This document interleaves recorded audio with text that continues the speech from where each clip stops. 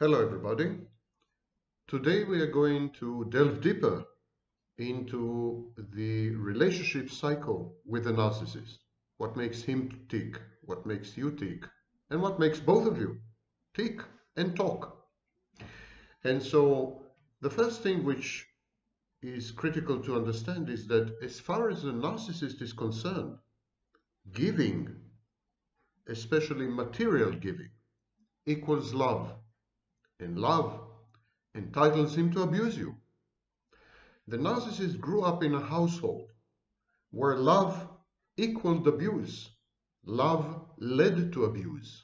Actually, abuse was the only form of attention, and abuse was proof of being noticed, of being seen. Abuse was caring.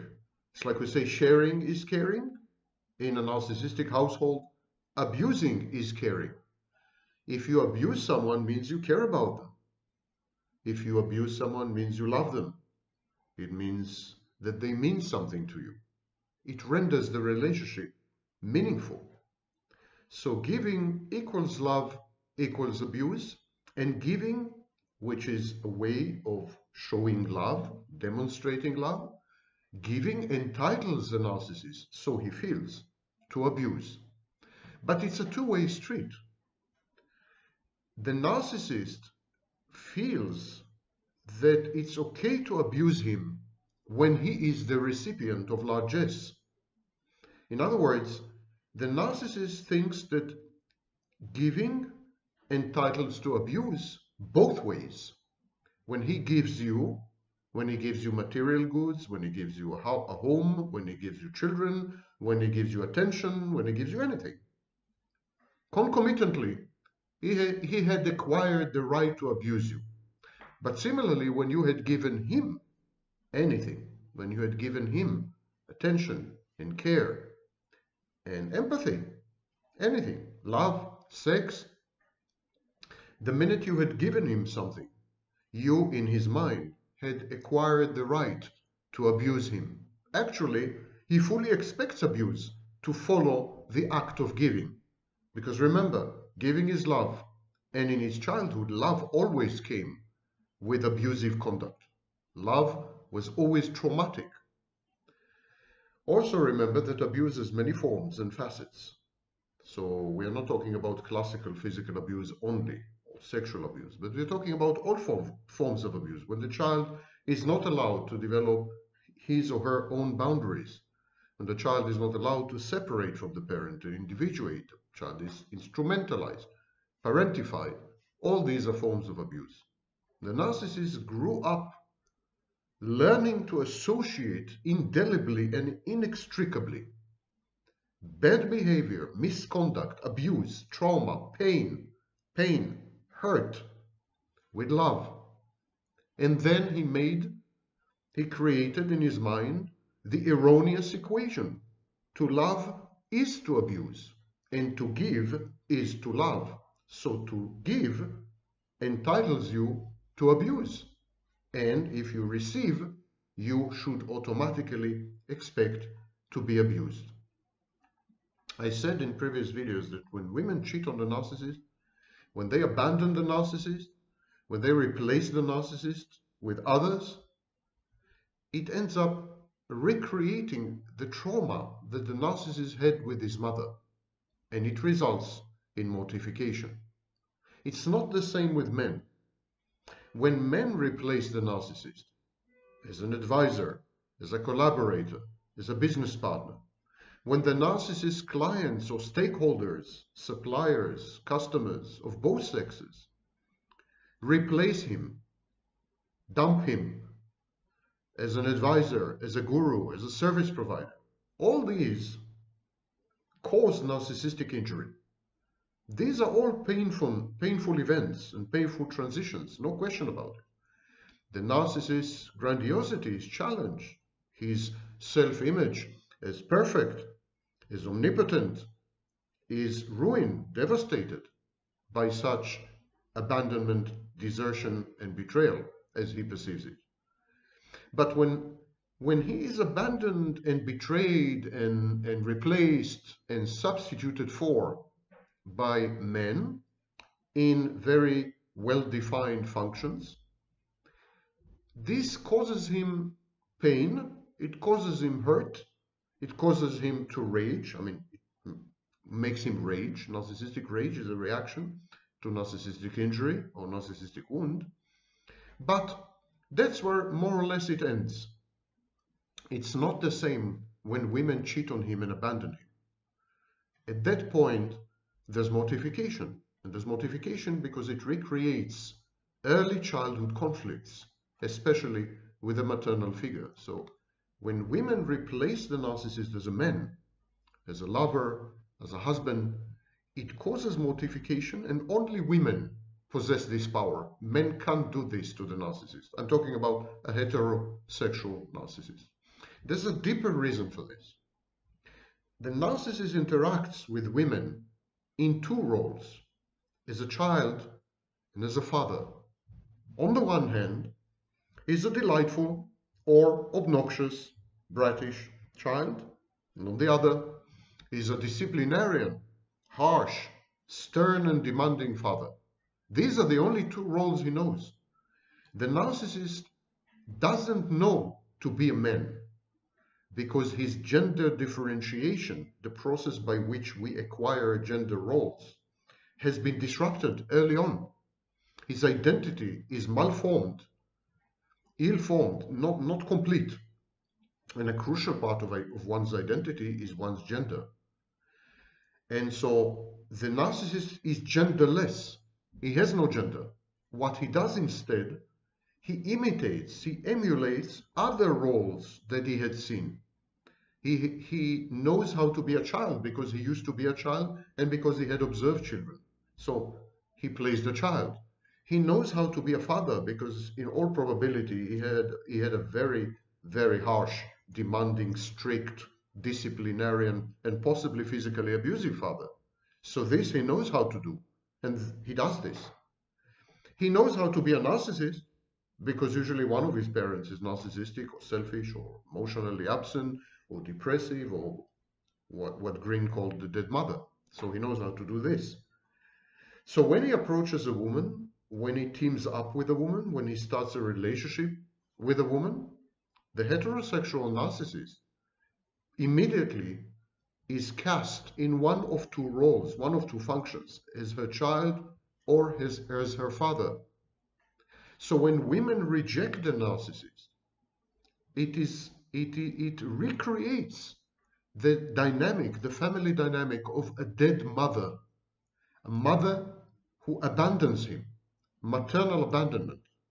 When a woman rejects a narcissist, betrays the narcissist, abandons the narcissist, they are doing this as a mother would reject her child, as the narcissist's mother had rejected and abandoned him. It's a recreation, it's a reenactment, it's a déjà vu, it's re-traumatization. And so it's a flashback in a way, an extended flashback, like in PTSD, in post-traumatic stress disorder. The narcissist perceives such misbehavior. If his woman cheats on him, if she abandons him, if she betrays him in any way, if she absents herself and withdraws, he perceives all this as a mother doing it to her son. He feels rejected as a child would, not as an adult would, but as a child would. And when women prefer other men to him, when his spouse or his girlfriend or whoever dumps him, abandons him, and cheats on him, in other words, prefers another man to him, he perceives it as having adopted another child to take his place. It's like his mother had adopted another child, and this child replaces him, substitutes for him. Now, this is a life-threatening thing. It's about survival, because if a baby is abandoned by mommy, if a child is ignored, is not seen, is not noticed, if no one takes care of the needs of the child, this child dies. Children don't have the wherewithal the capacities and the skill sets to survive without adults. So if mommy cheats on me, if mommy abandons me, if mommy betrays me, and if mommy goes with another man, especially if she does it ostentatiously so that I see it and I witness it, I can't ignore it, that's life-threatening. That's about survival because it's a mother abandoning her child. It's exactly like the narcissist's original mother, birth mother, had abandoned him. And even then he had felt life-threatened. He had felt that his survival is at stake. And such misconduct or such behavior by the woman reaffirms and confirms to the narcissist his essential unlovability. The narcissist had been taught as a child to consider himself inadequate, somehow deformed and defective, unworthy, definitely unworthy of unconditional love, bad, a failing object. The narcissist garnered love, received love as a child only when he had met certain performance criteria. That's why in his mind, giving is associated with love, is associated with abuse. Because to receive his mother's love, or parental love more generally, the narcissist had to give as a child. He had to give something. He had to perform. He had to meet some criteria. Good marks at school, or, reciting a poem, or just being cute. He had to meet these criteria. He had to do things. He had to give things. Otherwise, he did not receive love. And so, when as an adult, his intimate partner abandons him, cheats on him, betrays him, etc., etc., he says to himself, well, actually, she's right. My mother also broadcast to me when I was a child that I'm not lovable as I am, that I'm somehow unworthy of love, inadequate. So it amplifies this very pernicious and self-destructive message. When women swap the narcissist for a substitute man, and especially if they do it conspicuously, overtly, openly, in front of him, or when they inform the narcissist about their cheating in detail. Yes, there's also this. Women call the narcissist and tell him what they've done. Well, then it becomes impossible to interpret their behavior in any other way. The narcissist is caged into a hermeneutic space, a space of explanatory space. His entire childhood, and frankly, many of his adult experiences, because narcissists keep experiencing loss all the time. Narcissists go through multiple breakups. Narcissists are cheated on, betrayed, abandoned repeatedly. And for good reason, they're abusive.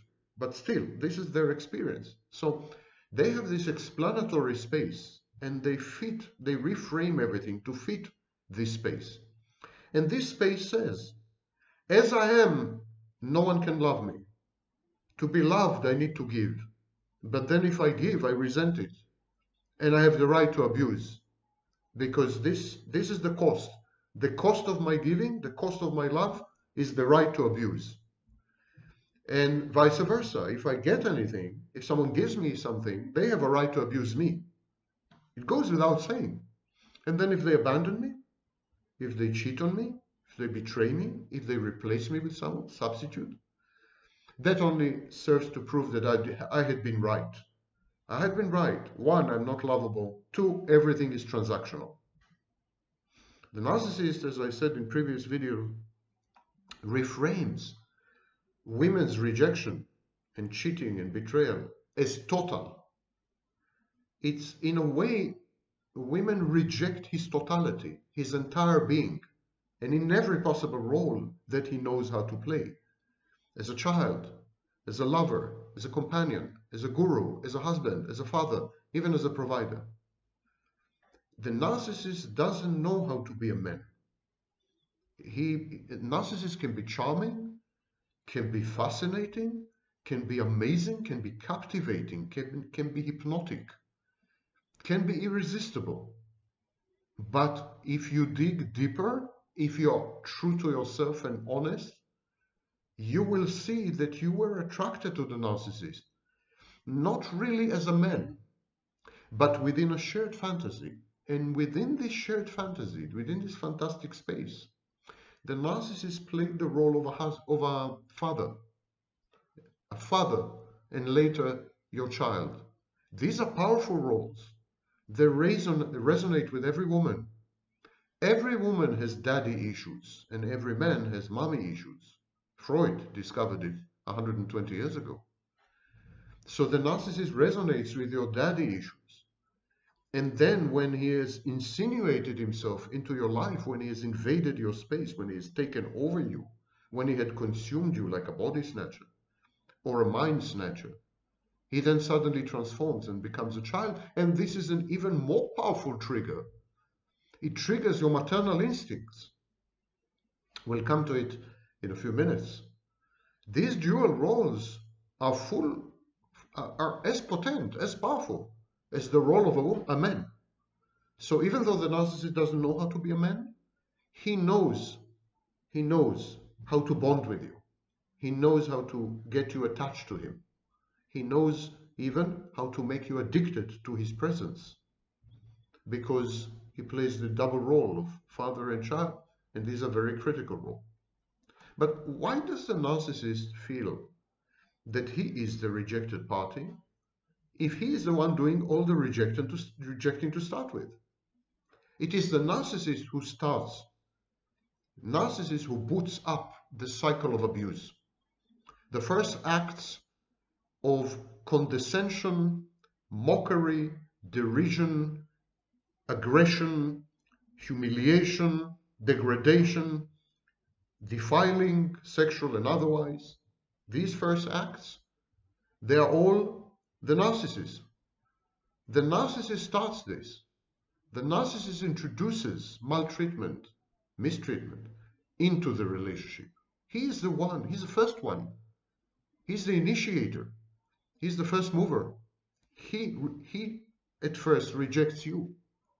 It takes a lot of rejection and humiliation, a lot of torment and taunting and teasing and torture to push you away to the point that you betray the narcissist or abandon him or cheat on him. And the narcissist is fully invested emotionally and as far as resources in pushing you away. So if the narcissist is at the crux of all this, if the narcissist is the pivot, if he is the heart of the hurricane and the vortex, if he does the rejection and the humiliation and the abuse, why does he feel that he had been rejected? Why, when you finally do go away, when you finally do abandon him, when you do betray him as he sees it, and the few of you who do cheat on him, when you do all this, why does he perceive it as misconduct? Why does he consider all this to have been misbehaviors? Why does he say, I don't deserve any of this?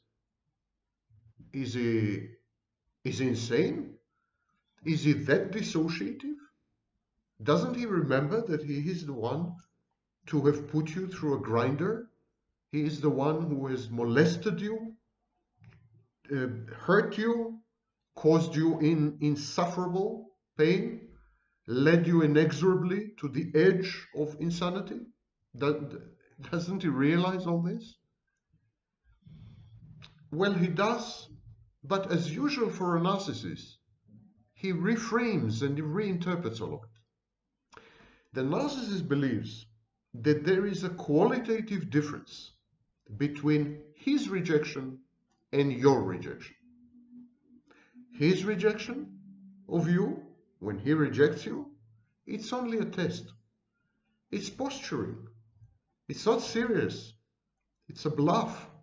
It's a facade, baby. I didn't mean it. Sorry, you know me. I'm like that. Temper, can't control, drank too much. Let's forget it. Let's put it behind us. Why do you hold grudges? Why can't you forget? Why can't you forgive? Why do you ruminate? So, as far as the narcissist is concerned, his rejection is a trifle.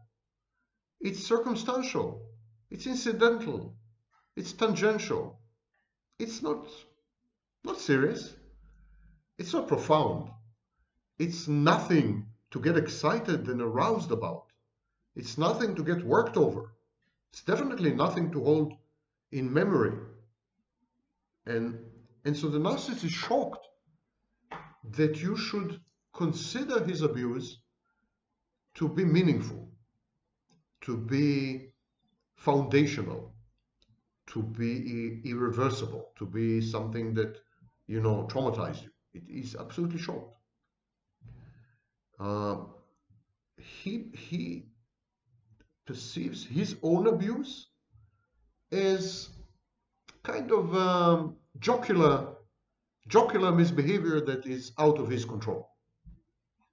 Kind of, I can't help it. The etiology is different. The motivation is different between his abuse and your abuse.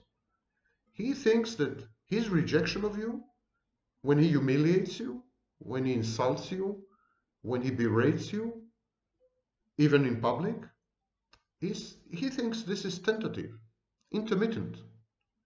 Anyhow, it's targeted, it's a specific issue. And it's prospective. He's testing you. He's asking you via his abuse. His abuse is a way of asking, will my needs be met by you? Will you meet my needs? Am I too crippled, too invalid to be worthy of your investment, your commitment, your unconditional love? He's pushing you to the limit, to see where is the limit. He is thinking outside the box, out of the envelope.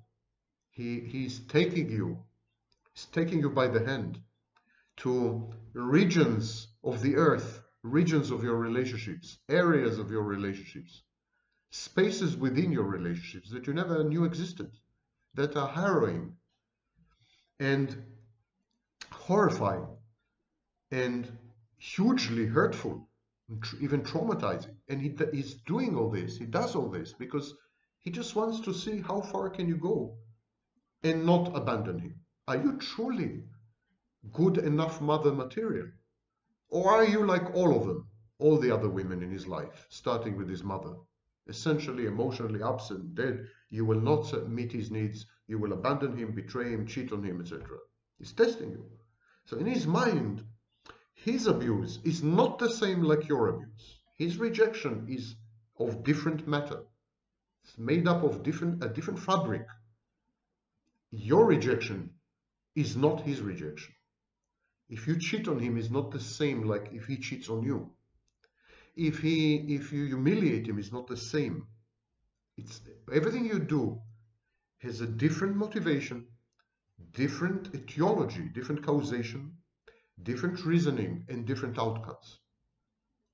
What he does may look on the surface equal, same, similar to what you do, but what you do is much more meaningful, much more weighty.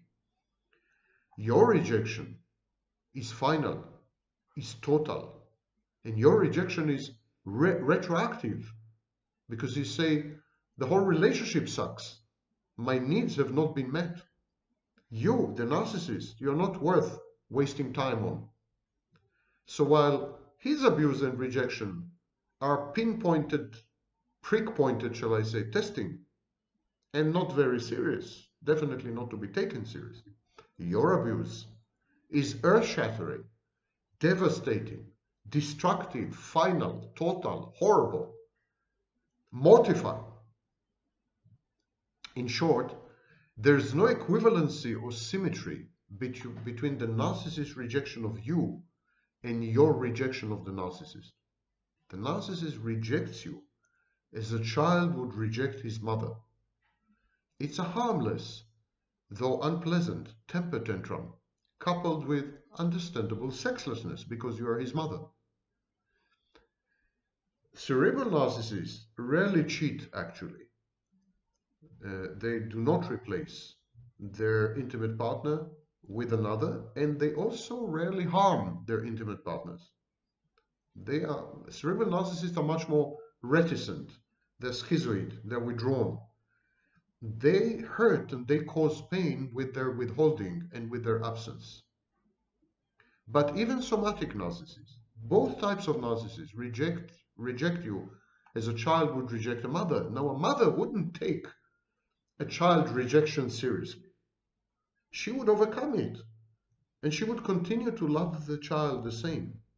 Nothing will change in her emotions, in her commitment to the child, in her love for the child, in her urge to satisfy the child, to meet the child's needs and to care for the child. Nothing will change because the child had rejected her or even abused her. Children abuse, children reject, children cause pain. You don't dump them, you don't abandon them, you don't cheat on them, you don't replace them with other children. The narcissist loves you as a child, and you reject him as a mother. And so your rejection is life-threatening. It's harrowing. It's hurtful. It's something the narcissist cannot process. He perceives it as betrayal, and his replacement with other men he perceives as absolutely a death sentence, a death warrant. So while the narcissist considers his abuse to be the equivalent of shooting a revolver in the air, your abuse is detonating a nuclear device. Your response is a nuclear option. It's totally disproportionate to the narcissist's provocations as he sees them. You are reacting to the breakdown and the dysfunction of the idealized version of the narcissist, not to the narcissist himself. You are reacting to your broken dreams, to your frustrated fantasies, to your thwarted wishes. And the narcissist bears the brunt of this dissonance, of this heartbreak. And the narcissist says, why do I have to pay for your heartbreak? Why do I have to pay because you were deluded and lived in fantasy or expected too much of me? Why do I have to pay the price for your lack of reality testing, impaired perception of reality? Never mind that he is the one. He is the one who had created the fantastic psychotic space which you now inhabit. He doesn't see his role in this. He doesn't see his responsibility. And he is mortified because during the grooming and the love bombing and the honeymoon phase, he colluded with you in conjuring up an idealized him, an idealized version of him. And then later he came to believe in this idealized version as both of you had entered the shared fantasy. Your abrupt, your cruel exit, abandonment, forces him to wake up and contrast the idealized, embraced, beloved version of him and the real, rejected, abandoned him. The narcissist suddenly faces the fact that the idealized version of him, the story you had both constructed as to who he is, it's fake, it's unreal, it's not true. And the real version of him, who he really is not worthy of love, is worthy only of rejection, worthy only of betrayal, worthy only of cheating, only of abandoning. So it reaffirms to him his own miserableness, the wasteland that is his life, and his essential lack of lovability. And he feels deceived, and he feels bitter, because early on in the shared fantasy, he had exposed to you the child. He actually used the child to lure you in. He introduced you to his inner child, introduced you to the child, because he had hoped that you will fall in love with the child, and this will establish object constancy. You will never abandon him. It was intended to forestall abandonment. He wanted you to bond with him as a mother bonds with her child. Mothers never abandon their children. Women abandon their men. Spouses abandon their wives, abandon their husbands. But mothers never abandon children. So he presented to you the child, and he made you fall in love with the child, and he made you want to protect the child and to care for the child. And there was this guarantee against being abandoned and cheated on and betrayed. And then it didn't work. And he feels very, very hurt, very bitter, very deceived, very angry. Why, he asks himself, she knew she knew I were a child. Why did she choose to ignore it? Why didn't she tell me from the very beginning, sorry, you're a child, I don't want to be with you. He thought, the narcissist thought, that his child role, his child function was an essential part of the deal that he had struck with his intimate partner, with his counterparty. When his intimate partner cheats on him, betrays him, abandons him, they're doing it to the child. And they're breaking a contract because the narcissist feels that he had a contract with his intimate partner. Narcissists grew up in a transactional home where everything is a contract, give and take, business. And he feels he doesn't deserve it. And plus, the child is sick, is narcissistic, or mentally ill. And it renders the abandonment and the betrayal of the child even more egregious, even more cruel and heartless. I mean, how can you abandon a mentally ill child who needs you so much, who so critically depends on you for the regulation of his internal environment, who can't essentially exist without you in the fullest sense of the word? To do this, you must be very heartless and cruel and disempathic and sadistic. It's of course a projection. The narcissist is projecting his own traits. During the grooming phase, actually the narcissist trots out the father. During the grooming phase, the narcissist is much more likely to show you the father aspect, the father role, or the father function, the facade of the father. He homes in, he zeroes in, and he picks usually women who have daddy issues with their original fathers, an absent father, a bad father, an incestuous father, molesting father, an evil father, etc. Daddy issues. So he homes in on a woman with daddy issues. And then he presents his father role. He becomes her father. He becomes supportive, sage, wise, with vast experience, a guru with all the answers, with all the solutions. Can do, I will take care of it kind of guy. Leave it to me. Everything will be okay. You can rest finally. Put your head on my shoulder. I'm the father you have always been looking for. So this is during the grooming and love bombing phase. And he allows the target, he allows the prospective intimate partner or prospective source of supply to construct her idealized version of him around the father. So the idealized version of a narcissist in the love bombing and grooming phase is usually paternal, or at the very least avuncular. And he colludes in this process in order to transition as smoothly and as seamlessly as possible to the shared fantasy. So he encourages the intimate partner to consider him in paternal roles and parental roles. In other words, the narcissist parentifies himself.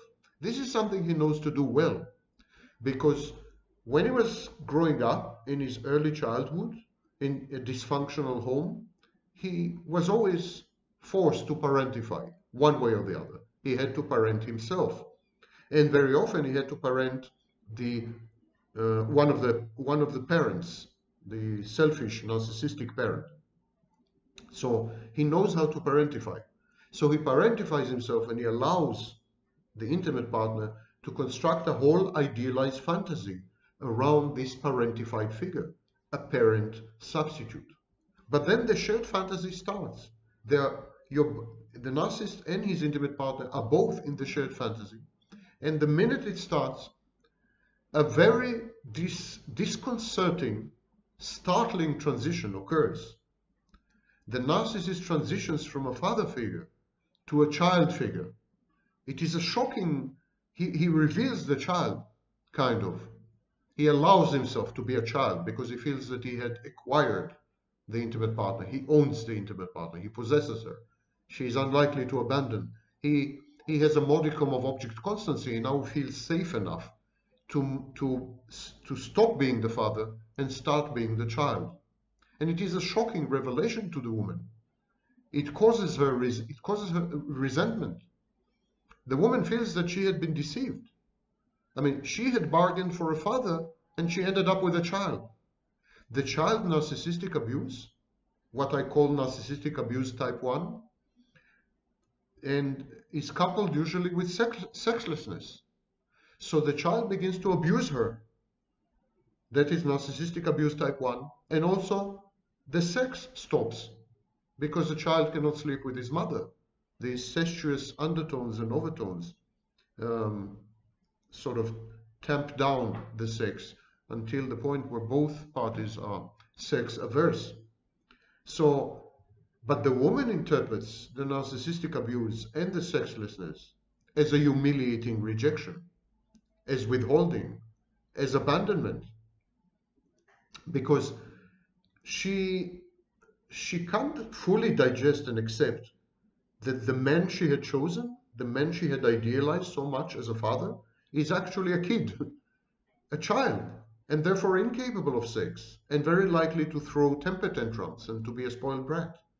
She can't reconceive of his narcissistic abuse as brattishness, as bad behavior of a kid. And she can't reconceive of the sexlessness as a child's sexlessness. In her mind, there's still this lingering, idealized father view. And so it's again a rejection by a father figure. She's again being rejected by a father, and again with very, very strong sexual overtones. In this case, sexlessness, but very pronounced sexlessness. And so she withdraws. She withdraws, and some women also cheat. They withdraw and they cheat. Another group of women try to bargain the child away, try to replace the child with the idealized version that had existed during the grooming and the love bombing. And so the women who withdraw, and some of them cheat, they remain in the relationship, but they grow distant and detached and resentful. And in turn, they become abusive. They adopt actually narcissistic and psychopathic behaviors. They are in the throes of complex post-traumatic stress disorder, in the throes of complex trauma. The women who try to bargain, they are subjected to narcissistic abuse type 2. Narcissistic abuse type 2 is adult, not child, and it's carried out by the father. When women try to bargain in the relationship to get rid of the child, the narcissist reverts from child back to father,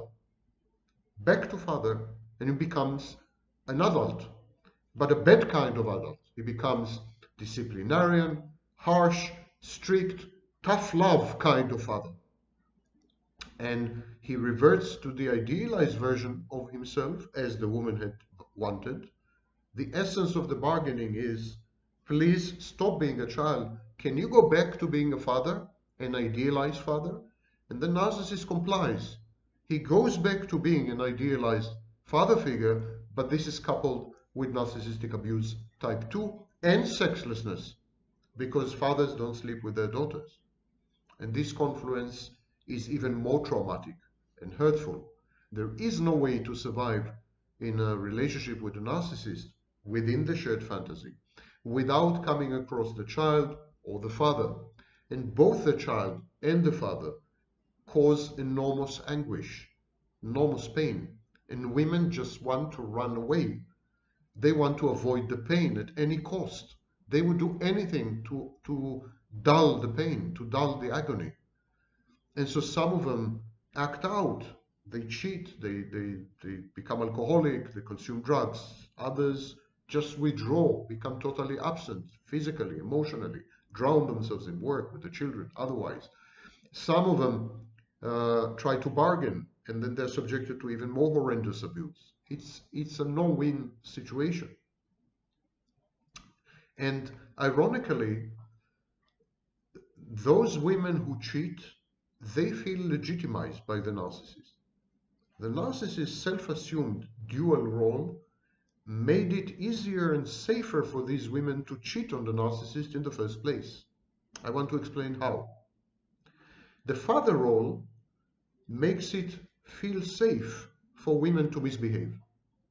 If you are with an intimate partner and you are her father, she would feel legitimized to have other men because, first of all, you're a father.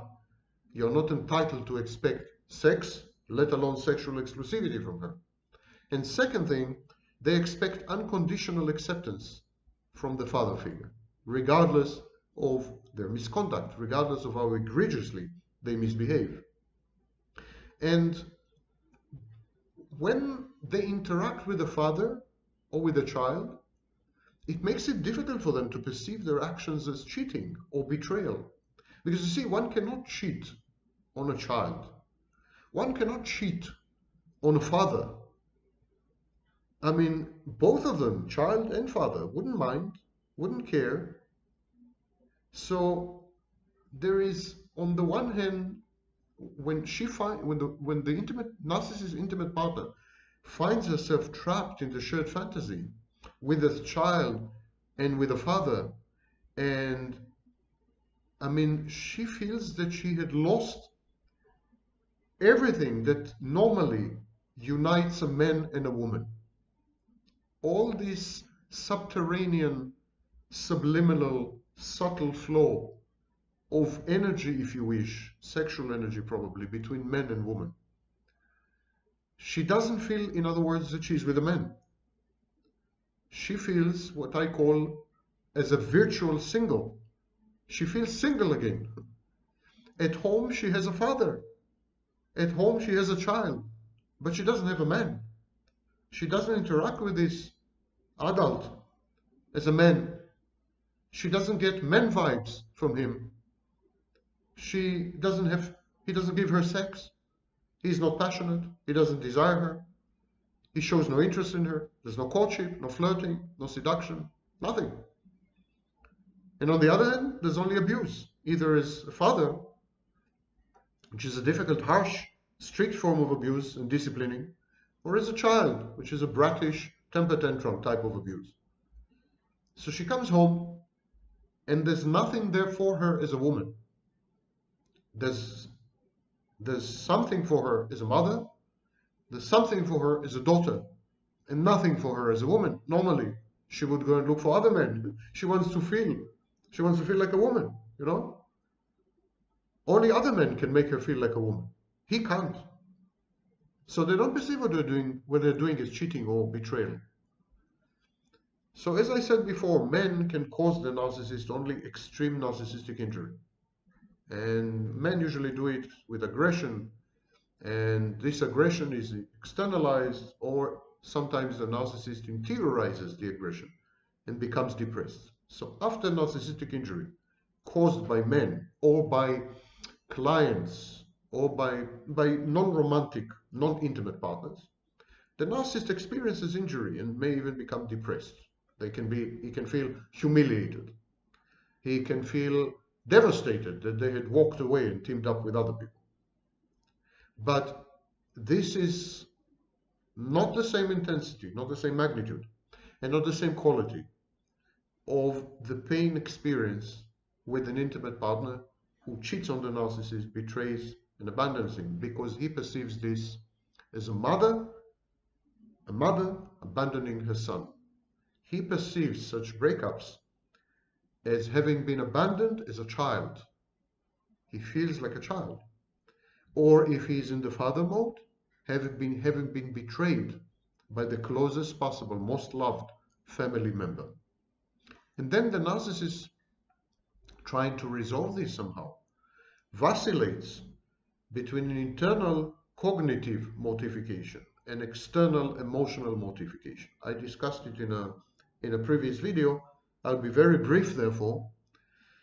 Internal cognitive mortification is when a narcissist tells himself, I'm bad, I'm evil, I misbehaved, I rejected, I humiliated, I abused, therefore I deserve whatever happened to me. I made it happen. I'm in control. It didn't just happen to me, I made it happen. I'm still godlike. An external emotional mortification is these people are bad, these people are evil, these people are rejecting, humiliating, they betrayed me, they cheated on me, for me, etc., etc. That's the victim stance. And the narcissist oscillates between the two of them. Sometimes he thinks that he made it all happen, he chastises himself, he castigates himself, he criticizes himself, he is a strong inner critic. And sometimes he says, well, actually, you know what, even if I had done all these things, even if I did abuse, I did reject, I did humiliate, I didn't deserve what they have done to me. What they have done to me was totally disproportional. It was nuclear, it was crazy, I didn't deserve any of it. They're horrible people. So internal, external, external, internal. The thing is that in reality, women do reject, do humiliate, and do abandon the narcissist as a way to exit the shared fantasy or to end the bargaining. And this renders external mortification very plausible. The narcissist can tell himself, but she did abandon me. I did catch her cheating on me. I mean, she is evil, irredeemably so, incorrigible. So it helps him with the external mortification. Of course, the truth is that women misbehave this way reactively after they had been rejected and abused by the narcissist beyond all measure. Following his abuse and rejection during the shared fantasy, the narcissist stalks. If the woman withdraws and cheats, or withdraws and doesn't cheat, if there is withdrawal, if she absents herself from the shared fantasy, but stays with him, stays with the narcissist physically, but is absent emotionally, the narcissist begins to stalk her.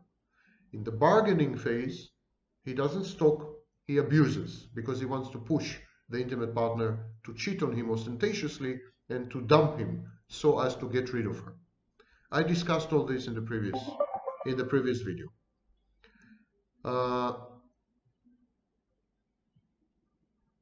I want now to discuss some other elements which I did not cover in previous videos. And I want to start with a quote from a film that I've seen with Johnny Depp, Waiting for the Barbarians. In the film, there's a kind of provincial governor of a colonial outpost. And he saves a woman from a local nomad tribe that is oppressed and suppressed by the colonial military power. So there's this provincial governor, there's the military. The military massacre, actually, a whole tribe of nomads. And he saves a woman from that tribe. He nurses her back to health, and they become a couple. And yet, she repeatedly misbehaves with younger soldiers, while he remains awake all night, awaiting her return to the bed they share. And it hurts him. You can see in the film that he's hurt. And then he goes to the kitchen to eat something. And the cook, who is secretly in love with him, the cook tells him, you were always somewhere else. She, the woman he had saved, the woman from the nomad tribe, she couldn't understand you. She didn't know what you wanted from her. She used to cry. And he said, yeah, it couldn't have been easy on her to be separated from her tribe. And the cook said, no, she used to cry because of you. You made her very unhappy. Didn't you know that? And she's shocked. Like she's shocked that he doesn't understand how absent he is and how painful it is for his intimate partner. How this absence is absolutely nefarious. It's toxic. This absence is suffocating. You see, bad relationships are divided in two big groups. You can feel bad because of the presence of your partner. or you can feel bad because of the absence of your partner. With narcissists, it's more often the second, actually. Their absence, their lack of care, lack of interest, withdrawal, sexual and emotional, lack of love, lack, deficiency, absence. They're the ones who drive the narcissist intimate partners away. And I've identified what I call the sequence and the suite. And I would like to describe it. The sequence. 1. A woman initiates contact with the narcissist. 2. He rejects her. 3. She idealizes the narcissist and his rejection. 4. The narcissist relents and agrees to a liaison. 5. As she gets to know the narcissist better, sometimes within days, the woman gets disillusioned and repelled by him. So this is the case where intimacy doesn't create attraction. On the very contrary, intimacy creates repulsion. 6. She abandons him, either by cheating on him, if he stalks her and refuses to let her go, or by staying in the relationship and cheating on him, if she is exploitative, or by absolutely walking away. 7. The narcissist reacts with sadness, anger, disappointment, and revulsion. And this is what I call the sequence. Many of you will identify this sequence in your own lives. And then there is the suite. The sequence is initiated by the intimate partner. The suite is initiated by the narcissist. In the suite, the narcissist brings a woman into his world and exposes his vulnerabilities, which then the women knowingly abuse, often with colleagues and competitors. So, stage 1 involves a public mortifying discard. Stage 2 involves public triangulation. Stage 3 involves emotional or sexual affair with another man, sometimes a colleague, competitor, co-worker, friend of the narcissist. Stage 4, replacing the narcissist totally with that other man as a friend, a guru, or a partner. 5, betraying and bad-mouthing the narcissist to that other man. 6, no or intermittent contact. And then 7, attempted intensive friend zoning with an eye towards a renewed affair or extracting benefits from the narcissist. So I gave you the narcissist point of view, and then I gave you the intimate partner's point of view and then the narcissist point of view. The sequence is the intimate partner's point of view. The suite is the narcissist point of view. Narcissist believes that he brings a woman into his world, and that's an enormous privilege. He exposes his vulnerabilities, and then he believes that he is knowingly abused. The shared fantasy is egosyntonic. And when the intimate partner exits the shared fantasy, even in the most benign way, without cheating, without fighting, just packs her things and goes, the narcissist feels wronged because the shared fantasy is all pervasive, all controlling, all subsuming, and egosyntonic. It's difficult to see outside the shared fantasy or to see it from the outside. The bargaining phase is ego-dystonic. The narcissist feels that he's the one pushing the partner away. So mortification is very unlikely in the bargaining phase. The narcissist, even in the bargaining phase, realizes that he's the one doing all the rejection, humiliation, abuse, refusal to commit, abandonment. But these feel as compulsive acts that are out of control. Okay. Narcissists gravitate towards transactional and ultimately sexless relationships. Even somatic narcissists, they will end up having a sexless marriage while they frolic around with other women, while they cheat on the intimate partner.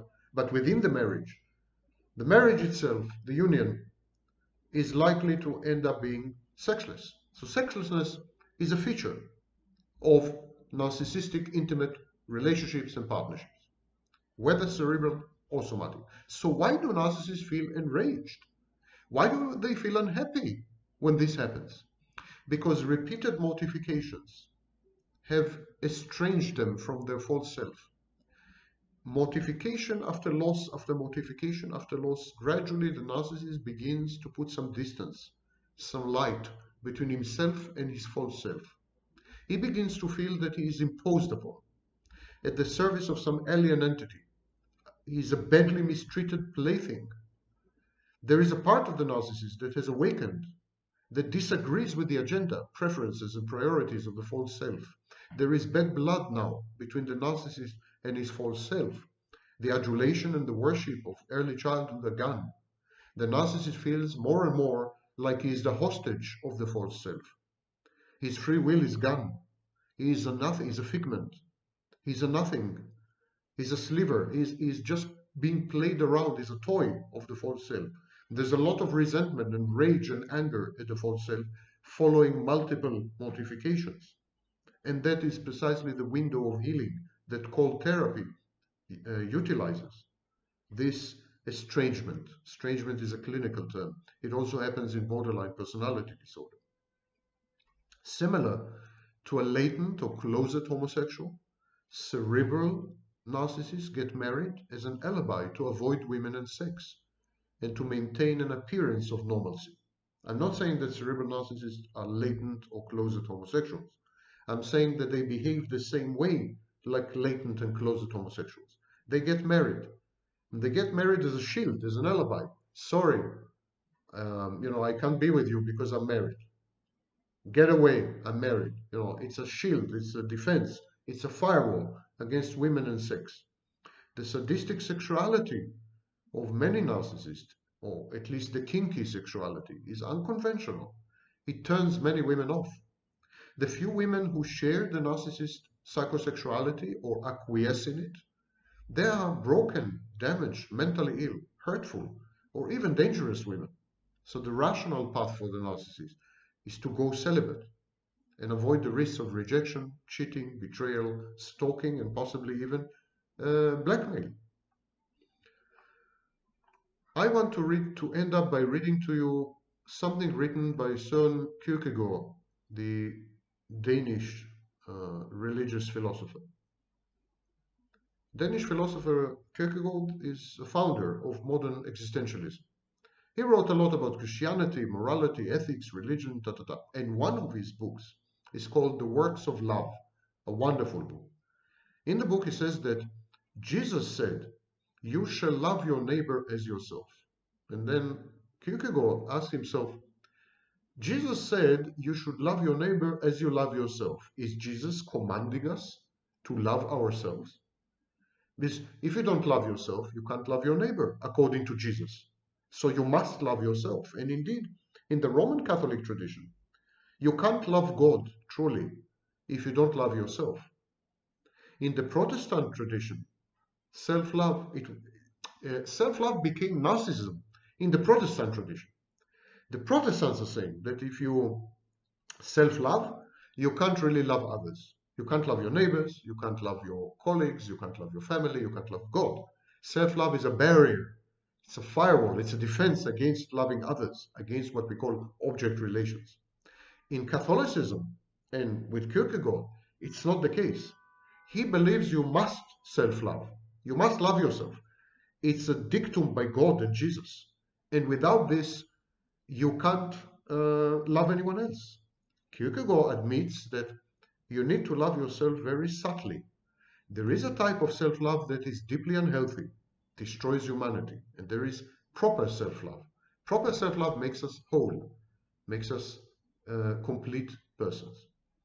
So, according to Kierkegaard, what Jesus said is not that you should first love yourself and then love your neighbor, but you should realize that love for your neighbor and love for yourself are the same thing.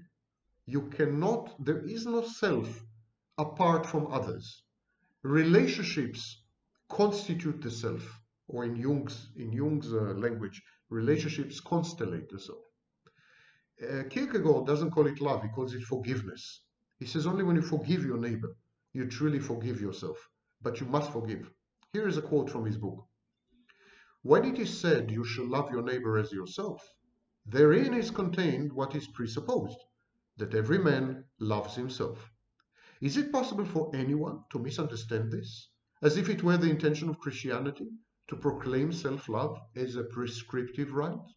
On the contrary, it is its purpose to wrest self-love away from us human beings.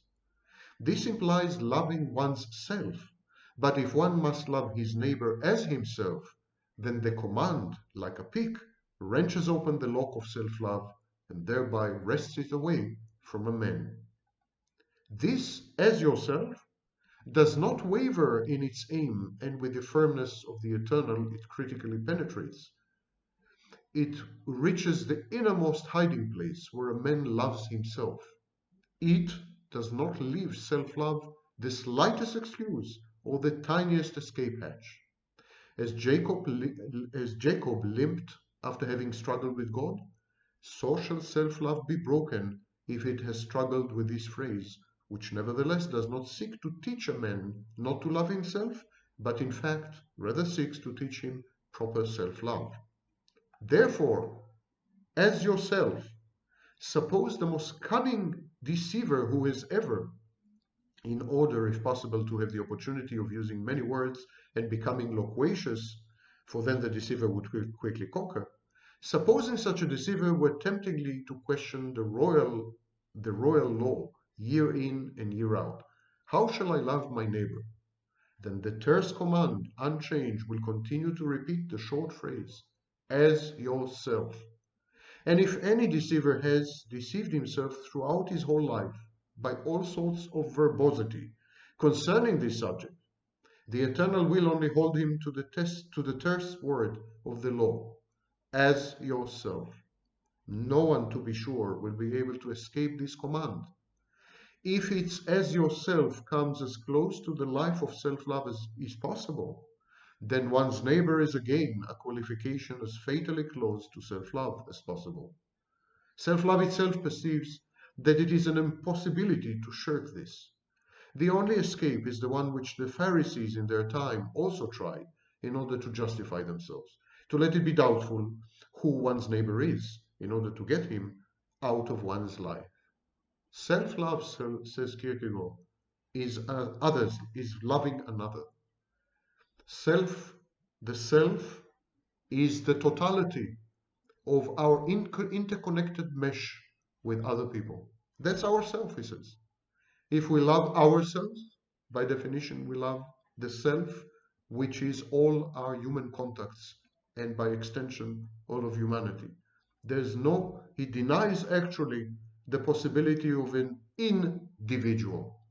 He says that to have a self is to immerse yourself in the totality of the human experience and with all other people, with all other human beings. If you think that you can survive and live and love yourself without the aid and the succor and the involvement and the penetration of other people, you are what he calls a deceiver. Truer words have never been spoken.